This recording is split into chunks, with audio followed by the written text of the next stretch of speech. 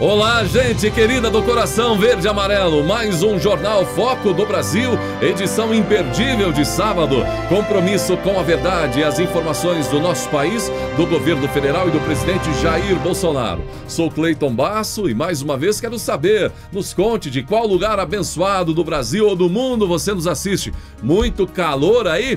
Calor imenso, muitos brasileiros no norte, nordeste, no sul, no centro-oeste, no sudeste, todo mundo dizendo, ufa, que calor. No Rio, por exemplo, o pessoal já não está mais fugindo do corona, está fugindo do calor, lotando as praias cariocas. Então vamos lá, participe também do chat ao vivo, confira aí se o sininho de notificações está ativado para receber o alerta de nossas atualizações diárias. E vamos agora às notícias desta edição especial de sábado. E observe essas imagens. O presidente Jair Bolsonaro simplesmente demonstra que é feliz em meio aos brasileiros. E neste sábado, Bolsonaro publicou um vídeo com essas imagens emocionantes de suas visitas ao Nordeste. Na legenda ele escreveu: "Muito obrigado, meu agreste. Brasil acima de tudo, Deus acima de todos." E se o presidente é feliz desse jeito aí, com essas imagens mostrando ele em meio ao povo brasileiro, muitos têm uma preocupação imensa com o presidente Bolsonaro sendo Bolsonaro e andando no meio do povo. Mesmo antes da campanha e também durante a campanha de 2018, ele fazia isso e podia fazer isso até a data de 6 de setembro de 2018. Sendo o presidente, ele se sente à vontade em abraçar e ser abraçado. Mas quantos comentários de brasileiros que ficam com o coração na mão em ver o presidente, muitas vezes vulnerável. Se você é uma dessas pessoas que se preocupam, saiba que o general Heleno também fica com o coração na mão. Ele é um dos responsáveis pela segurança do presidente. A parte que é do dia a dia, a que mais nos preocupa e, sem dúvida, a mais importante do GSI, é a segurança do presidente da República, da família do presidente da República e da família do vice-presidente da República. Porque essas são missões altamente sensíveis, que qualquer coisa que aconteça vai ter reflexo na história do Brasil. Então essa é a missão que mais nos ocupa em termos de tempo. Temos um efetivo grande para cuidar disso, mas sempre insuficiente para as missões que aparecem. Ainda mais com o presidente Bolsonaro, que normalmente ele adora ir para a galera. Cada vez que ele vai para a galera, eu corto uns meses da minha vida. Porque nós todos sabemos que ele sofreu um atentado que quase acabou com a vida dele, com a carreira dele, e seria uma modificação total na política brasileira. E ele adora ir para o meio da galera e ali ele se espalha. Ele, quando está no meio da galera, ele esquece que ele é presidente da República, que ele não pode se expor. E eu fico ali de fora com um terço na mão, correndo as contas do terço, rezando para não acontecer nada. Né? Aí ele vai lá, joga sinuca, toma tubaína. Pô, na sinuca, sabe que eu nem consegui entrar no bar. E essa história da sinuca... Ele parou, foi de repente, ele chegou, olhou assim, para ali. É isso ele mesmo? Resolveu... Não, ele avisou antes, eu quero parar em algum lugar. Aí a gente usa a experiência dos pilotos da Força Aérea, que são os pilotos dos helicópteros, mas sempre é um risco. A gente fala com ele, mas ele é realmente destemido, ele gosta de aventura, então ele vai, vou posar ali, não sei o quê. A gente procura normalmente um campo de futebol, porque o campo de futebol normalmente é limpo. Mas, lógico que a segurança do entorno não é aquela segurança ideal que a gente gostaria que tivesse. Mas vamos lá, claro, eu não estou aqui também para criar óbices para o presidente da República, estou para ajudar. Então nós posamos lá num campo de futebol. E é engraçado, só o fato do helicóptero, por obrigação de buscar o local de pouso, sobrevoar a localidade, já vai todo mundo para a rua, já vai todo mundo lá. E hoje a popularidade dele no Nordeste cresceu assim de uma forma assustadora até, entre aspas, e já tinha um monte de gente esperando ali do lado, na parte externa do campo de futebol. Ele saiu, foi ali para a galera, e dali foi para um barzinho, eu não consegui entrar no barzinho, tanta gente que tinha na rua. E aí é um tal de tirar selfie, assinar a camisa, né? Falaram que o preço da Coca-Cola no barzinho dobrou. Acabaram foi conhecido o bar do Bolsonaro. E aí ele descobriu uma mesa de sinuca, resolveu dar umas 2 tacadas lá na sinuca, tomou tubaína, Aí virou festa, né? E eu, pô, fico rezando, pelo amor de Deus, não apareça ninguém para perturbar isso aí.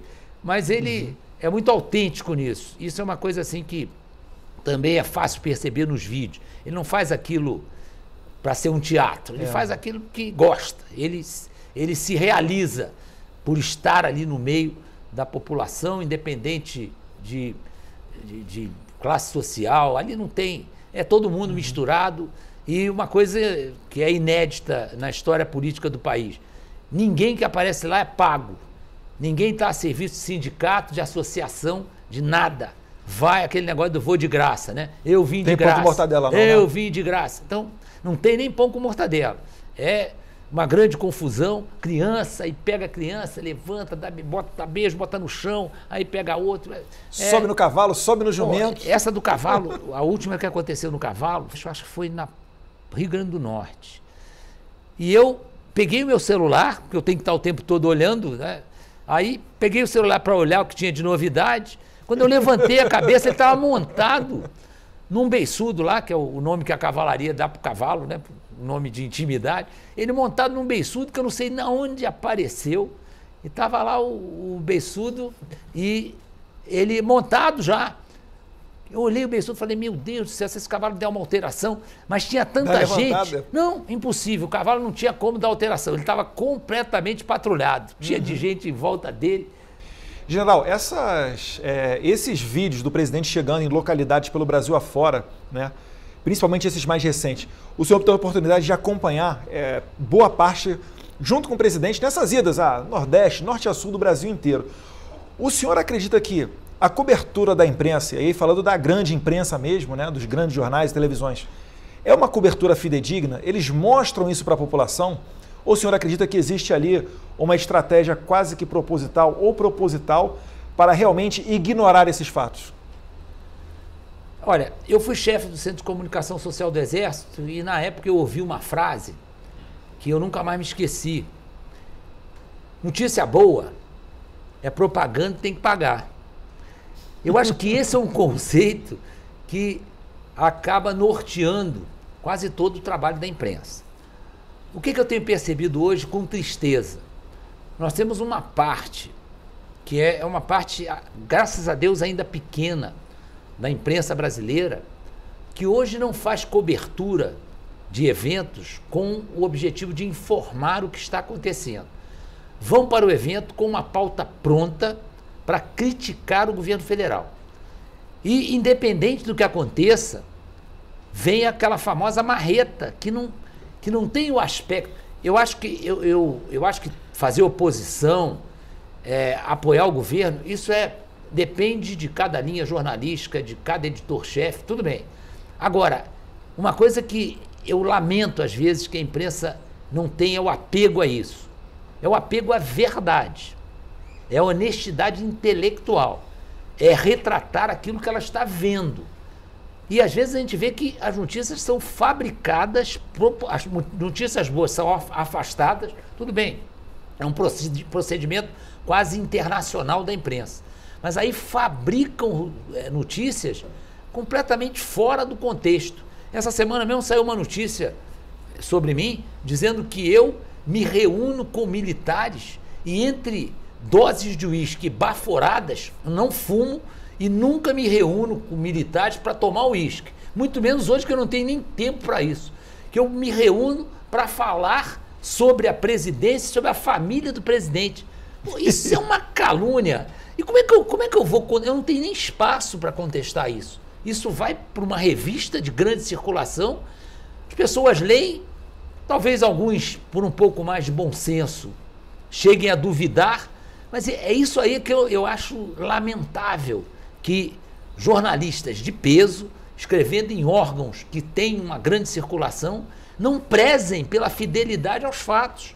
Recebe um informe de um Zé Mané qualquer lá, que não tem responsabilidade em nada, e republicam aquilo ali e tornam aquilo ali uma possível verdade. Então, isso eu lamento muito e a gente tem sentido hoje, numa parte da imprensa brasileira, essa necessidade de empurrar o governo federal para baixo, né? contestar tudo que é feito, criticar todas as providências, tudo que é feito é colocado de maneira negativa. Isso é ruim para o país, isso não acrescenta nada a ninguém, nem para eles, nem para a profissão deles. Isso é construtivo. E o mundo de olho agora na saúde de Donald Trump, gente. O presidente dos Estados Unidos, que está com coronavírus, também sua esposa, enquanto o jornal The New York Times publicou que o estado de Trump não seria tão bom assim e que ele teria ido até para o oxigênio nas últimas horas. Neste sábado, o chefe de gabinete da Casa Branca, Mike Meadows, contrariando o que havia sido dito pelos médicos do presidente minutos antes, disse que os sinais vitais do presidente Donald Trump, que está com Covid-19, estiveram muito preocupantes ao longo do último dia e ele não está fora de perigo. Enquanto a equipe médica disse que Trump estava muito bem após sua primeira noite no hospital, Meadows afirmou que os próximos 2 dias serão críticos para a recuperação do presidente. Porém, também neste sábado, dia 13, o próprio presidente dos Estados Unidos, Donald Trump, usou as redes sociais para falar sobre o atendimento que tem recebido no Hospital Militar Walter Reed, em Maryland. Ele agradeceu o trabalho dos profissionais de saúde. No post, Trump chamou o novo coronavírus de praga e destacou o empenho de médicos e enfermeiros que têm lutado contra a doença. Médicos, enfermeiros e todos do grande centro médico Walter Reed e outros de instituições igualmente incríveis que se juntaram a eles são incríveis. Um progresso enorme foi feito nos últimos 6 meses no combate a esta praga. Com a ajuda deles, estou me sentindo bem, declarou. Já o terceiro filho do presidente dos Estados Unidos, Donald Trump, o empresário Eric Trump, usou o Twitter para pedir orações pela saúde do pai. Donald Trump é um verdadeiro guerreiro, ele lutará por isso com a mesma força e convicção que usa para lutar pela América todos os dias. Peço que se junte a mim na oração por sua recuperação. Nunca estive mais orgulhoso de alguém e do que ele teve que suportar, disse o filho de Trump. E as aberrações em certos veículos da imprensa e personalidades continuam. Depois de torcer pelo mesmo motivo quando o presidente Jair Bolsonaro estava com Covid-19, agora o colunista do UOL Folha, Hélio Schwartzman, disse torcer para que o presidente americano Donald Trump não se recupere da doença. Em sua coluna, Schwartzman publicou um artigo com o título "Por que torço para que Trump não se recupere?". Ele disse que seria hipocrisia dizer que deseja melhoras se não deseja e tem motivos para isso. Em alguns comentários, o colunista foi atacado pelo posicionamento. Alguém escreveu: "Fique à vontade, praga de urubu não mata cavalo". Outro disse: "Às vezes o Hélio Schwartzman parece alguém pago pela Folha para ficar sentado num canto desejando que as pessoas morram". Na mesma linha do colunista, o ator e militante José de Abreu abriu fogo em mais uma opinião controversa e indecente. Em suas redes sociais, o esquerdista escreveu: "Primeira vez que rezo". Olha só o que ele escreveu, gente. "Primeira vez que rezo pela morte de alguém. Nem Bolsonaro conseguiu. Com febre, Trump é internado às pressas em Washington", postou José de Abreu. Lamentável. O ex-ministro da Educação, Abraham Weintraub, comentou a escolha do presidente Jair Bolsonaro por Cássio Nunes para ocupar a vaga do ministro Celso de Mello no STF. Ele fez questão de frisar que as coisas no Distrito Federal não são fáceis. As coisas em Brasília não são o que parecem, são mais complicadas. Porém, acredito que o presidente Bolsonaro tomou a decisão buscando o melhor para o Brasil. Minha única certeza é que o mecanismo precisa ser desmontado. Ainda não sei como fazer. Arthur e eu temos pensado nisso. Weintraub explicou que ainda não tem uma opinião exata sobre a decisão do chefe do executivo. Entretanto, ele reforçou sua fé em Bolsonaro e sua torcida pela nação.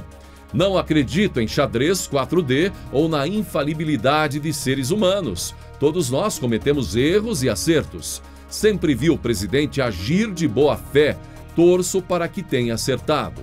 Seu irmão Arthur Weintraub também se manifestou. Infalível, só Deus. Sobre a escolha do presidente Bolsonaro, ele tem todas as informações para decidir dentro do que acha melhor para o Brasil. Confio nele. Espero de coração que ele esteja certo, disse Arthur. Muito bem, na internet, nas redes sociais, a repercussão imensa. O presidente Jair Bolsonaro, como vimos, confia na decisão, na tomada de decisão, já divulgada em diário oficial, e certamente também muita gente torcendo para que o presidente Jair Bolsonaro tenha acertado. É evidente que uma decisão tão importante, o presidente não iria tomar assim simplesmente à toa.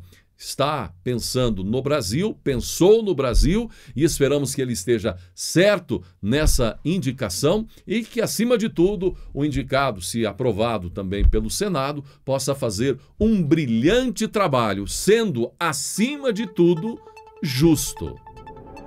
E se tem algo que nos enche de orgulho é ver a riqueza desse país, não é? Ainda mais quando ela é bem aproveitada, com eficiência, tecnologia, sem corrupção. Depois de quase ir para o fundo com a corrupção, a Petrobras se reergueu. Olha que imagem! A produção acumulada do Campo Tupi, na área do pré-sal da Bacia de Santos, a aproximadamente 230 quilômetros da costa do estado do Rio de Janeiro, atingiu 2 bilhões de barris de óleo, equivalente em julho de 2020.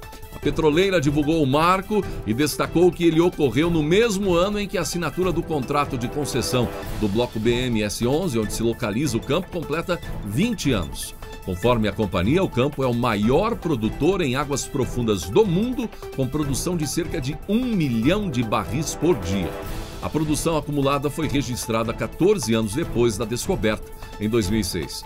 Para fazer isso, a Petrobras precisou vencer uma série de desafios inéditos na indústria, como a distância da costa e a existência de reservatórios com poucos análogos no mundo, e em águas ultraprofundas e abaixo de uma espessa camada de sal. E diria mais, precisou, gente, vencer a corrupção em gestões passadas. E se isso dá orgulho, não é? Ver aí o que está acontecendo nessa área.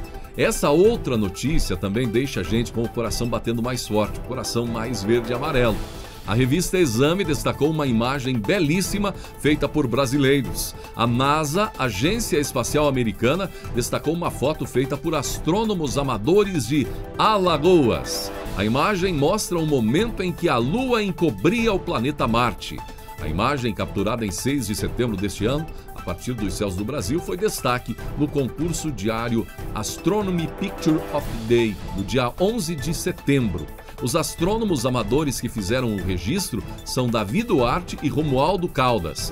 A fotografia foi feita utilizando um telescópio de 12 polegadas e uma câmera.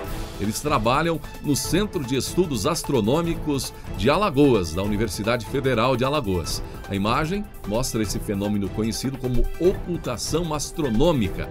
No registro, a ocultação lunar de Marte faz parecer que o satélite natural da Terra é maior do que o planeta vermelho, quando de fato é menor. Está aí, parabéns aos astrônomos amadores brasileiros, Davi Duarte e Romualdo Caldas. O Superior Tribunal de Justiça Desportiva apresentou denúncia contra a atleta Carol Solberg com base em 2 artigos do Código Brasileiro de Justiça Desportiva.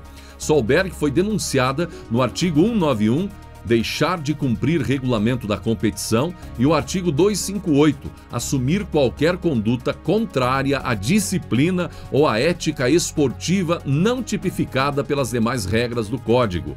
Pelo primeiro, Carol corre o risco de pagar multa de 100 a 100 mil reais. Pelo segundo, ela pode pegar suspensão de 6 partidas, destaca o site Metrópolis. Carol Solberg gritou fora Bolsonaro após partida do Circuito Brasileiro de Vôlei de Praia 2020-2021.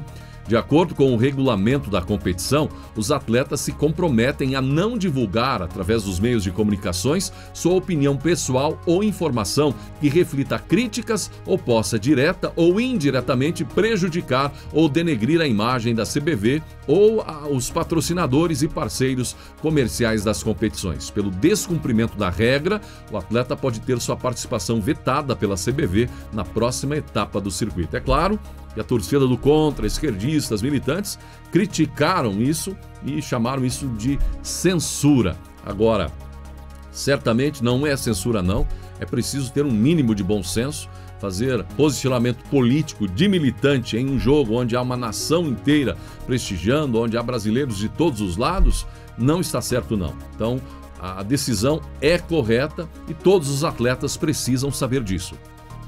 E o feitiço virou contra a feiticeira. O Procurador-Geral da República, Augusto Aras, pediu ao Supremo Tribunal Federal a instauração de inquérito contra a deputada federal Joyce Hasselmann. Em mensagem no Twitter, ela atacou Augusto Aras por isso. Importante saber que muitas das afirmações de Joyce, gente, na CPI das fake news foram usadas para atacar apoiadores de Bolsonaro sem provas concretas e até como justificativas para a abertura de inquéritos. Agora, depois de áudios que foram divulgados, onde a deputada pede ajuda a funcionários públicos para criar perfis falsos nas redes sociais a fim de promover ataques a adversários políticos, essa revolução no caso. Áudios claros, compreensíveis, diretos, então nada mais justo que Aras pedir a investigação. Isso não é perseguição de forma alguma, é ser justo. Afinal, muitos foram acusados por afirmações da deputada, daquilo que provas sugerem, acusados daquilo que provas agora sugerem que quem fez fake news de fato foi a própria acusadora. E o presidente Jair Bolsonaro comemorou mais avanços Brasil afora. Liberados mais 9,5 quilômetros da pista dupla na BR-050 Goiás, em Catalão. Chegamos a 91% de conclusão dos 218,5 quilômetros previstos em solo goiano. Rodovia é o principal corredor de ligação do estado com o Triângulo Mineiro e São Paulo, comentou o presidente. E também sobre outra obra, entrega antecipada das obras do Anel Viário BR-153/060 de Goiânia e Aparecida, 17 quilômetros de via dupla na ligação entre BR-060 e 153, incluindo a ampliação de sua infraestrutura, obra iniciada pelo governo do Brasil e concluída 2 meses antes do prazo. Em outra comemoração, o presidente falou do Rio Grande do Sul, estrutura de concreto e já sinalizada, nova ponte do Guaíba, fase final de acabamento, abertura do vão central com 2,9 quilômetros de ponte confirmada para novembro, obra de 2014 que finalmente será aberta para o tráfego, comentou e comemorou o presidente Jair Bolsonaro. E Maduro segue acabando com a Venezuela. Uma nova rodada de protestos começou na Venezuela à medida que o descontentamento se intensifica no interior quase abandonado do país, devido ao agravamento da escassez de combustível e à falha constante dos serviços públicos, disse a organização não governamental Observatório Venezuelano de Conflito Social, com sede em Caracas.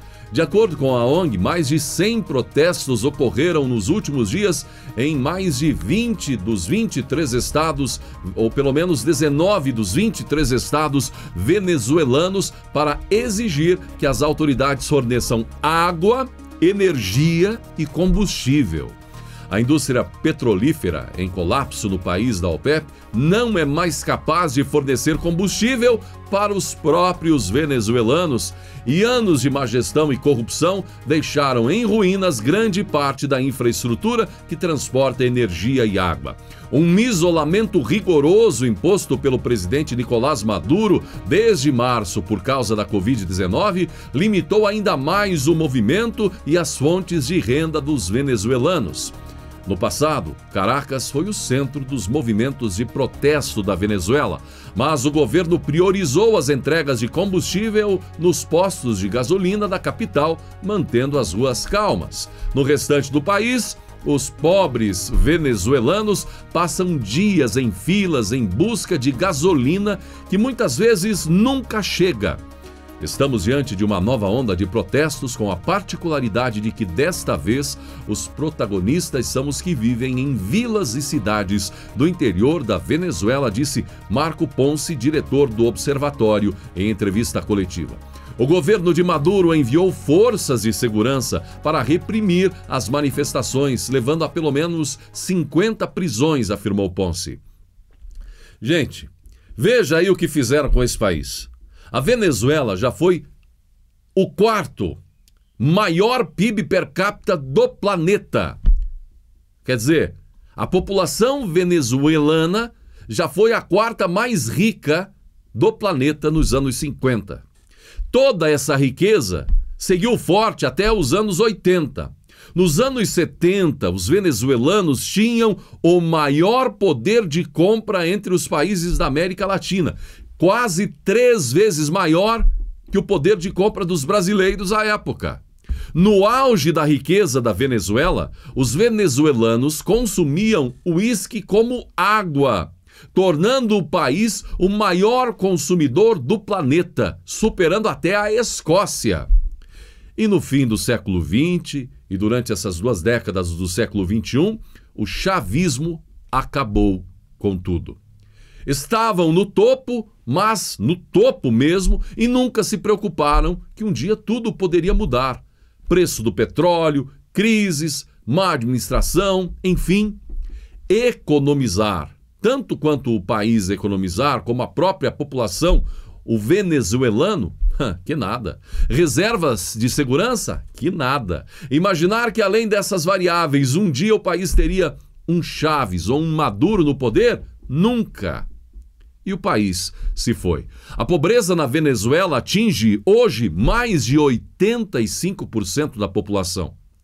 Gente, isso dá um recado muito importante ao Brasil. Não é só Bolsonaro que precisa estar atento, trabalhar, defender o nosso país. Uma andorinha só não faz verão. É o conjunto de poderes, é o povo, é a escolha certa, inclusive nessas eleições de 2020. É fazer o que precisa ser feito, é responsabilidade, é fazer poupança como indivíduo brasileiro. Poupar. Um país é como uma família que não cuida das finanças, que em um momento compromete sua renda futura, vive bem em um momento, comprometendo a renda futura com dívidas, que não investe na educação, filhos que não estudam, uma família que não tenta se reinventar com responsabilidade no momento dos seus ganhos, pode até viver um tempo bom, mas depois vem o tempo ruim, que pode durar dezenas de anos. Então, é sim preciso muita oração por este país.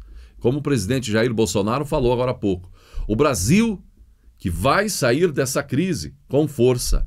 Precisa sair dessa crise com seus pilares bem estabelecidos. Caso contrário, o país vizinho é uma perspectiva exata do preço que a burrice, a desunião, a irresponsabilidade, a corrupção e a injustiça podem fazer com qualquer nação. E tudo isso começa a fazer aí na Argentina. E não adianta dizer que a culpa é dos Estados Unidos, que é isso, é aquilo. Nunca foi. Nenhum país do mundo é culpado pela roubalheira, por exemplo, que foi estabelecida no Brasil, ou na Venezuela, ou na Argentina ao longo das últimas décadas. A culpa é dos irresponsáveis que deixaram tudo isso acontecer, da injustiça, dos políticos.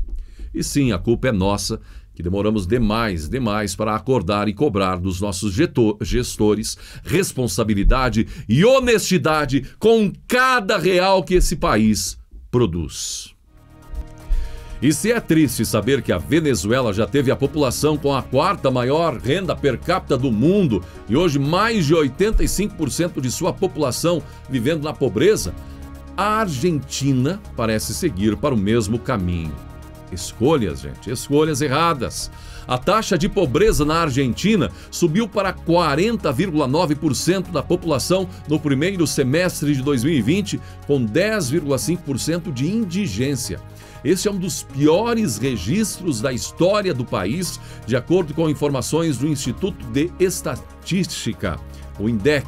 No final de 2019, a taxa de pobreza era de 35,5% e a indigência de 8%. E agora não para de crescer. Em entrevista o economista Ricardo Aronskind declarou: aos poucos, chegamos perto de metade da população que não tem condições de comprar com sua renda uma cesta básica de consumo essencial. Isso é muito preocupante porque tem um percentual muito alto de crianças e adolescentes. Em termos de faixas etárias, 56,3% das pessoas de 0 a 14 anos vivendo no território argentino são pobres.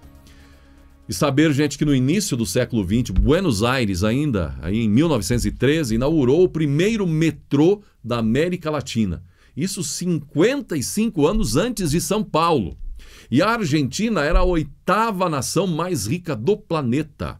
Um argentino era, em média, 29% mais rico que um francês, 14% mais rico que um alemão, 3 vezes mais rico que um japonês e 5 vezes, pelo menos, mais rico que um brasileiro.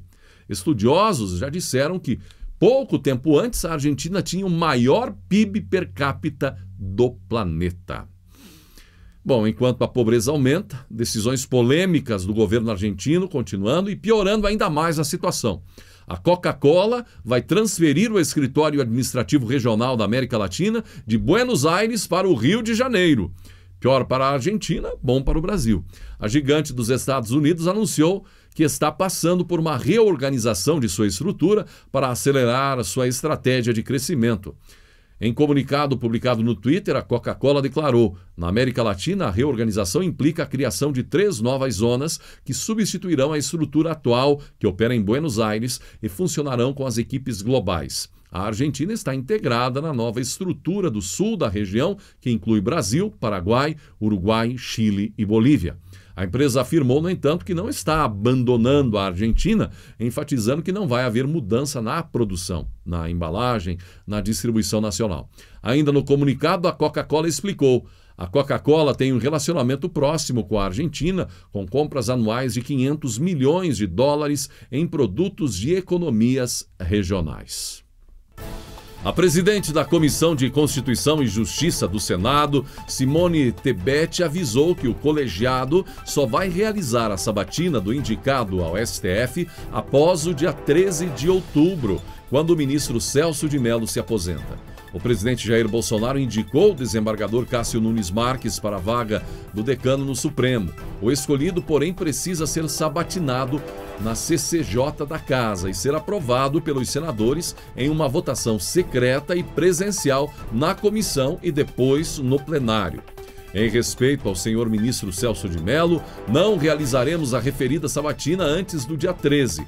E como presidente da CCJ, a escolha do relator somente ocorrerá após recebimento oficial da mensagem, afirmou Simone Tebet em nota. A tramitação da indicação depende de um ato da mesa diretora da Casa. Na prática, caberá ao presidente do Senado, Davi Alcolumbre, dar o pontapé inicial para a apreciação. E sim, muitos criticaram, mas muitos também defenderam o presidente Bolsonaro. Vice-líder do governo na Câmara, a deputada federal Carla Zambelli deu sua opinião sobre a escolha do presidente Jair Bolsonaro por Cássio Marques para ocupar uma cadeira no Supremo Tribunal Federal. Zambelli disse que não cabe a ela sabatinar o novo ministro, mas isso é papel dos senadores. Em toda decisão importante, procuro dormir uma noite rezando para receber orientação divina, deixar as paixões de lado e pensar no bem da nação. Nosso presidente tem plena consciência que essa vaga é prioridade total, tanto para o seu governo quanto para o bom andamento da justiça no Brasil, disse Zambelli. E segundo analistas, há a tendência de que o desembargador Cássio Nunes Marques, caso seja aprovado pelo Senado e assumindo uma vaga na Corte, integre a segunda turma, composta por 5 ministros, e que é responsável pelo julgamento de casos relacionados à Operação Lava Jato. Nas palavras de um ministro do STF, o natural é Nunes assumir os casos e a vaga do ministro Celso de Mello na segunda turma. O desembargador foi indicado pelo presidente Jair Bolsonaro para substituir Mello, que se aposenta no dia 13 de outubro. Entre os casos de maior visibilidade na segunda turma está pendente, gente, o julgamento do recurso em que o ex-presidente Luiz Inácio Lula da Silva questiona a imparcialidade do ex-juiz Sérgio Moro e pede que Cássio Nunes forme uma nova maioria na segunda turma. Hoje o colegiado está dividido de fiel da balança em vários julgamentos. Se os que estão criticando, não é, acham que Cássio Nunes poderia trabalhar contra a Lava Jato, agora então, caso isso se concretize, ele terá boas oportunidades em pouco tempo para demonstrar exatamente o contrário, ou seja, inclusive nesta questão polêmica do triplex de Lula no Guarujá. E militantes petistas estão furiosos com o caderno de atividades pedagógicas de aprendizagem autorregulada de língua portuguesa e literatura, distribuído pela Secretaria Estadual de Educação do Rio de Janeiro aos estudantes do primeiro ano do ensino médio estadual, que traz uma charge que ironiza o encontro da ex-presidente Dilma Rousseff com o Papa Francisco.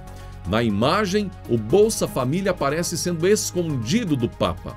A atividade de número 7 da apostila traz uma charge do cartunista Sinfrônio que mostra a ex-presidente ajoelhada diante do pontífice. No cartoon, ela segura um cartão do Bolsa Família, dialogando com a narrativa de que o Bolsa Família seria um programa eleitoreiro com o objetivo de cativar as populações mais pobres. A charge faz parte de um exercício. A questão é: foi blasfêmia contra o Papa ou contra Dilma o desenho? E sobre essa questão das sementes supostamente vindas da China, gente, cada dia mais pessoas recebendo e começou a circular uma explicação. O governo chinês nega que os pacotes sejam enviados do país. O fenômeno, que também foi registrado em países como Estados Unidos, Canadá, Reino Unido, entre outros, ainda não tem uma explicação definitiva. Mas o Departamento de Agricultura dos Estados Unidos já trabalha com a possibilidade de que as encomendas indesejadas estejam relacionadas a uma fraude conhecida como brushing, que é essencialmente o envio de mercadorias não solicitadas com o objetivo de registrar compras falsas. A semente, no caso, apenas cumpre a finalidade de não deixar o pacote vazio.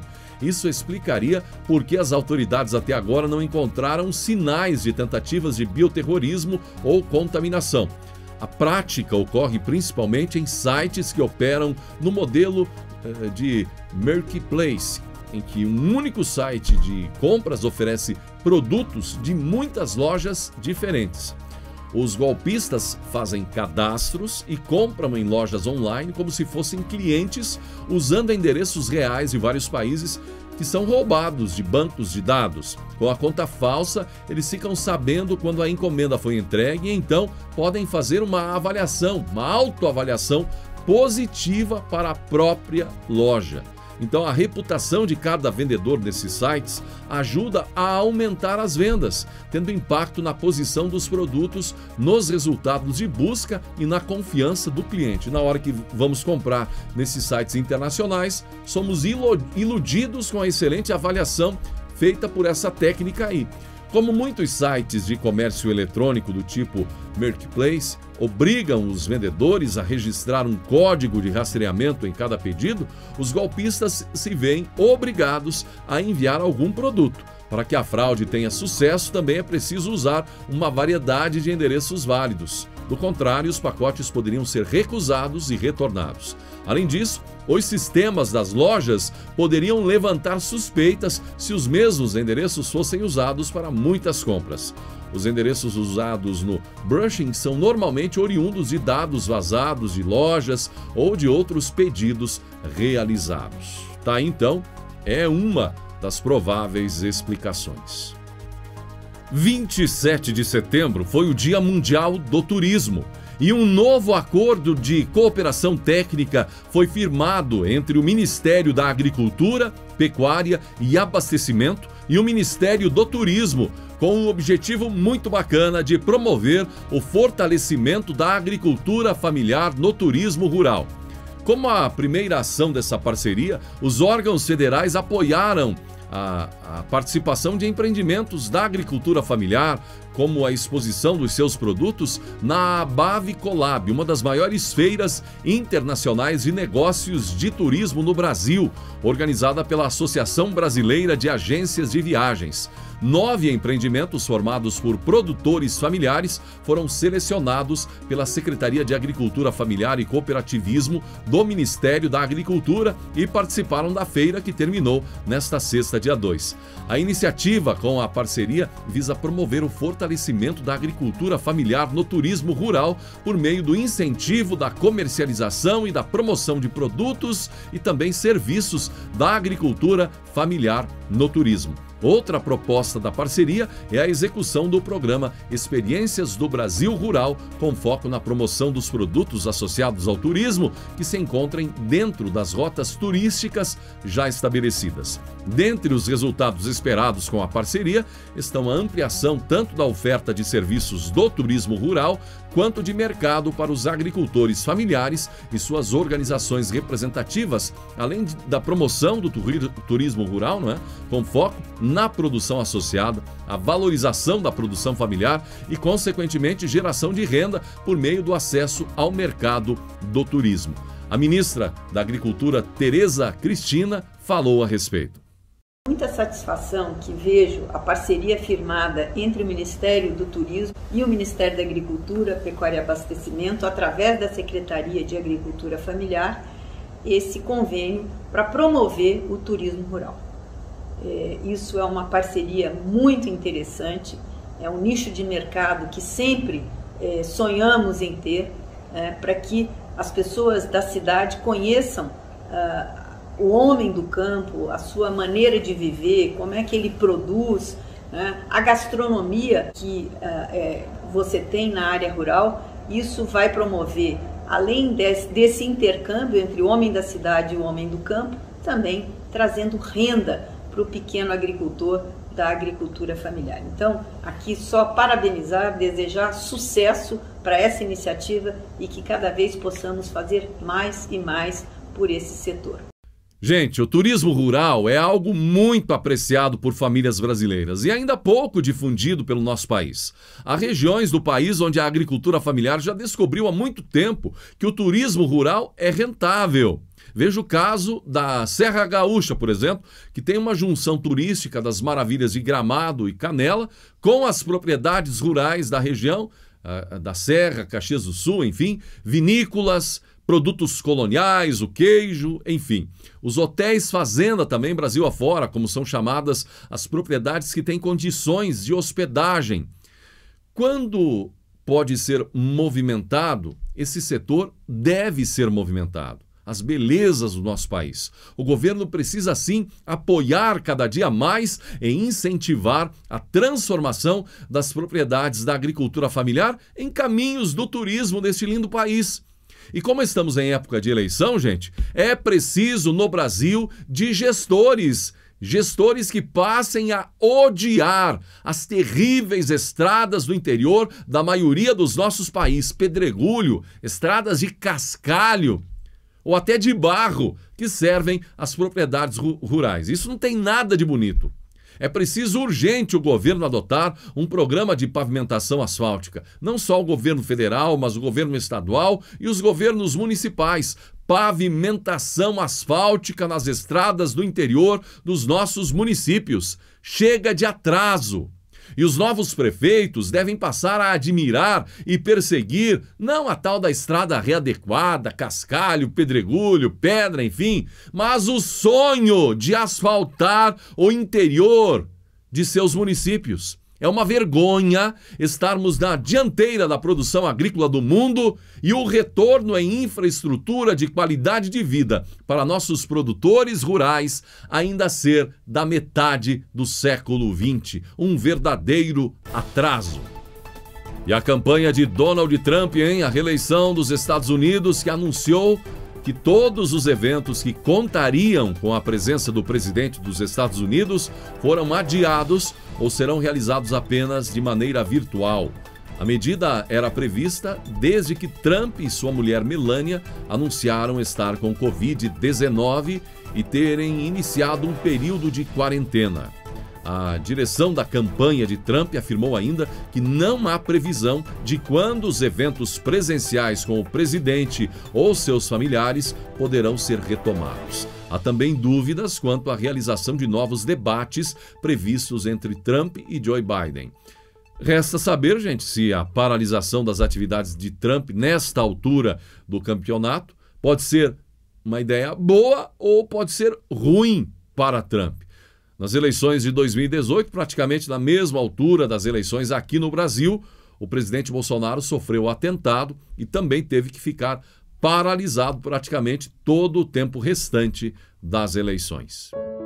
No 23º ano do reinado de Zhao, Lao Tzu percebeu que a guerra terminaria por destruir o lugar onde vivia.